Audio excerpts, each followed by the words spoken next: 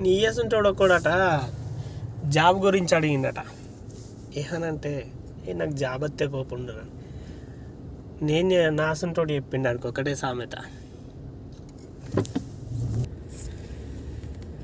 సంతకం పెట్టే రోజులు పోయి సంతల జాబులు వంకునే రోజులు వచ్చినాయి తమ్మి. ఇప్పుడు నీయజుండోళ్ళకి చెప్పే ఉదాహరణ ఇదే.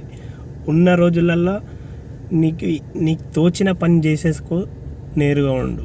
జాబు అనేది వచ్చేది ఉంటే నీ పైసలతో వస్తుంది తప్ప, కానీ నీ దగ్గర డబ్బు ఉంటేనే జాబ్ వస్తుంది, కానీ లేకుంటే జాబ్ రాదు తమ్మి. ఈ రోజులలో రోజులలో సంతకం పెట్టేస్తేనే నీకు జాబ్ ఇచ్చేటోళ్ళు, కానీ ఈ రోజుల్లో సంతకం కాదు, కొన్ని కోట్లు వస్తేనే జాబ్ వస్తున్నది. జాబ్స్ గురించి నువ్వా మాట్లాడేది తమ్మి?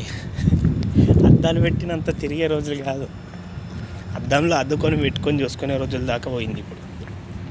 ఓకే.